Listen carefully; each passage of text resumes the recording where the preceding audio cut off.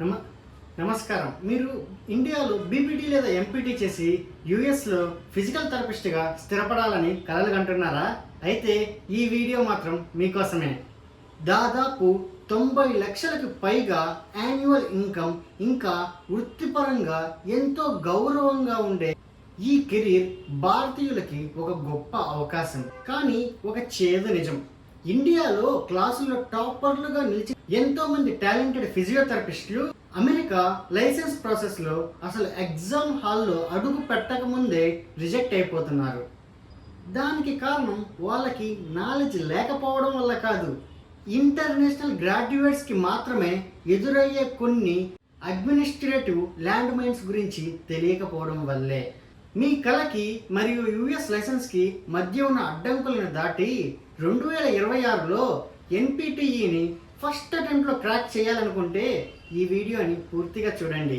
ఎన్పిటిఈని single అటెంప్ట్లో ఎలా crack చేయాలో ఈ వీడియోలో step by step road map అయితే మనం చూడబోతున్నాం. నోట్బుక్ తీసుకోండి, లెట్స్ డైవ్ ఇన్. అసలు విషయం, ఫిజికల్ వ్యూని ఇంకా సబ్స్క్రైబ్ చేసుకోకుంటే వెంటనే సబ్స్క్రైబ్ చేసుకోండి. మొదట ఉన్న అడ్డంకి credentialing and general aid trap. ముందుగా మీరు చేయవలసిన స్టెప్ క్రెడెన్షియలింగ్. మీ Indian bachelor of physiotherapy degree American doctor of physical therapy డిగ్రీకి సమానమని మీ క్రెడెన్షియల్ని వాళ్ళు ధృవీకరించాలి. దీన్ని ఎఫ్సిసిపిటి అనే సంస్థ ధృవీకరిస్తుంది. దీనికోసం వాళ్ళు ప్రస్తుతం CWT6 అనే కఠినమైన టూల్ని అయితే వాడుతున్నారు. ఇక్కడే 90% వరకు ఇండియన్ స్టూడెంట్స్ పెద్ద ఇబ్బందుల్లో పడుతున్నారు. అదే జనరల్ ఎడ్యుకేషన్ క్రెడిట్ డెఫిషియన్సీ. మన దేశంలో ఫిజియోథెరపీ కోర్సులో మొదటి రోజు నుండే కోర్స్ సబ్జెక్టులైన అనాటమీ, ఫిజియాలజీ వంటి సబ్జెక్టులపై దృష్టి పెడతాము. కానీ అమెరికా రూల్స్ ప్రకారం మీరు లైసెన్స్ పొందాలంటే మీ సబ్జెక్ట్స్లో హ్యుమానిటీస్, సోషియాలజీ, సైకాలజీ, ఇంకా కాలేజ్ లెవెల్ మ్యాథమెటిక్స్ వంటి జనరల్ ఎడ్యుకేషనల్ క్రెడిట్స్ కూడా మీ డిగ్రీలో ఉండాలి. ఒకవేళ మీ రిపోర్ట్లో ఉంటే కంగారు పడకండి, దీనికి కూడా 2 స్మార్ట్ వేస్ అయితే ఉన్నాయి. ఒకటి CLEP ఎగ్జామ్, అంటే కాలేజీకి వెళ్లకుండా సింగిల్ ఎగ్జామ్తో క్రెడిట్స్ పొందడం. ఇకపోతే సెకండ్ది రికగ్నైజేషన్ ఉన్న యుఎస్ ఆన్లైన్ కమ్యూనిటీ కాలేజ్ యొక్క కోర్సులు. మీ పేపర్స్ ప్రాసెస్ అవుతున్నప్పుడే ఈ క్రెడిట్స్ ప్లాన్ చేసుకున్నారంటే మీకు 6 నుంచి 8 నెలల టైం అయితే సేవ్ అవుతుంది. Next step state selection and registration. Me credentials అయితే పూర్తయ్యాక మీరు ఒక స్పెసిఫిక్ యుఎస్ స్టేట్ బోర్డుకి అయితే అప్లై చేసుకోవాలి. ఇండియా నుంచి అయితే అప్లై చేసే భారతీయ విద్యార్థులకి న్యూయార్క్ అయితే చాలా బెస్ట్ ఆప్షన్. ఎందుకంటే అక్కడ ఎగ్జామ్ రాయాలంటే మీకు SSN సోషల్ సెక్యూరిటీ నెంబర్ అవసరం లేదు.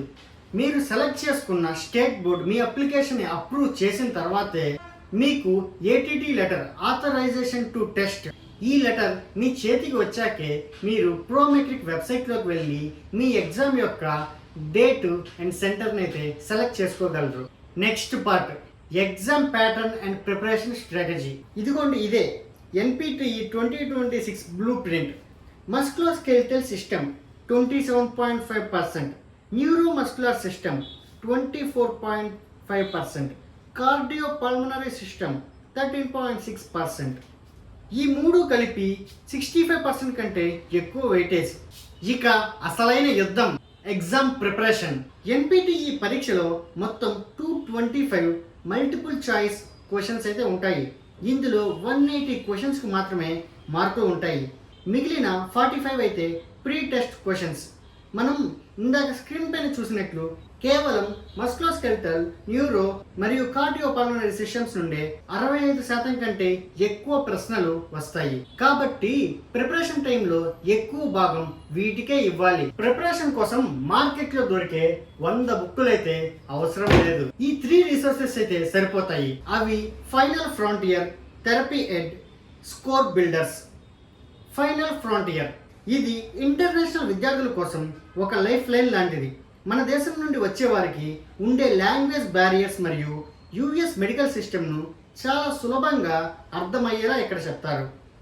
థెరపీ ఎడ్ ఇది చాలా డిఫికల్ట్, కఠినమైన ప్రశ్నలతో ఈవెన్ వర్స్ట్ కేస్ సినారియాస్లో మిమ్మల్ని అయితే ప్రిపేర్ చేస్తుంది.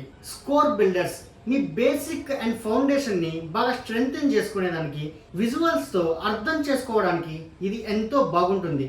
కానీ అన్నిటికంటే మోస్ట్ ఇంపార్టెంట్ PEAT. ఇది FSBPT ఇచ్చే official practice exam. Real exam రాసే ముందు ఒక 2 PEAT ఎగ్జామ్లు రాయడం మీ విజయానికి అతి పెద్ద guarantee. Next part, exam logic. Safety is king. ఇప్పుడు నేను చెప్పబోయేదైతే వినండి. చాలా ప్రతిభావంతులైన విద్యార్థులు మాత్రం ఫెయిల్ అయ్యేది మాత్రం ఇక్కడే. NPTE ఎగ్జామ్ మీ జ్ఞాపక శక్తిని అయితే పరీక్షించదు, మీ క్లినికల్ నిర్ణయం యొక్క సామర్థ్యాన్ని టెస్ట్ చేస్తుంది.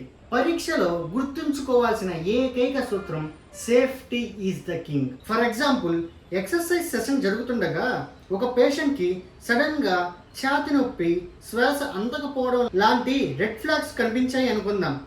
ఎగ్జామ్ ఆప్షన్స్లో ఒకటి చాలా అద్భుతమైన థెరపటిక్ పొజిషనింగ్ టెక్నిక్ అయితే ఉంటుంది. ఇకపోతే రెండో ఆప్షన్, వెంటనే ఎక్సర్సైజెస్ ఆపేసి వైటల్స్ చెక్ చేసి ఎమర్జెన్సీ మెడికల్ సర్వీసెస్ EMSని పిలవడం అని ఉంటుంది. ఇన్ జనరల్ ఒక ఇండియన్ స్టూడెంట్ నార్మల్గా అడ్వాన్స్డ్ థెరపటిక్ టెక్నిక్కే కరెక్ట్ ఆన్సర్ అని అనుకుంటాడు. కానీ US ఎగ్జామ్ లాజిక్ ప్రకారం అది తప్పు. ఒక పేషెంట్ ప్రాణానికి లేదా భద్రతకు ముప్పు ఉన్నప్పుడు ఎల్లప్పుడూ సురక్షితమైన సమాధానాన్నే ఎంచుకోవాలి. రోగి ప్రాణాలను కాపాడే సేఫ్ లెవెల్ థెరపిస్ట్నే లైసెన్సింగ్ బోర్డు అయితే కోరుకుంటుంది. ఇప్పుడు ఫైనల్ ముగింపు. మై డియర్ ఫ్రెండ్స్, ఇండియాలో అంత కష్టమైన BPT, MPT సిలబస్ని మీరు పూర్తి చేశారంటే NPT కూడా ఈజీగా క్రాక్ చేసేయచ్చు. దీనికి కావాల్సింది సరైన ప్లాన్, సరైన లాజిక్, ఇంకొంచెం ఓపిక, అలాగే పట్టుదల. మీరు ప్రస్తుతం ఈ ప్రాసెస్లో ఏ స్టేజ్లో ఉన్నారు? క్రెడెన్షియలింగ్లో ఏమైనా ఇబ్బందులు వస్తున్నాయా? కింద కామెంట్ సెక్షన్లో అయితే అడగండి, నేనే పర్సనల్గా రిప్లై ఇస్తాను. నెక్స్ట్ వీడియోలో ఇదే టైంకి గురువారం 8 వారాల డీటెయిల్డ్ స్టడీ ప్లాన్ గురించి తెలుసుకుందాం. ఫిజికల్ వ్యూని సబ్స్క్రైబ్ చేసుకోవడం మర్చిపోకండి. All the best. See you in the next video.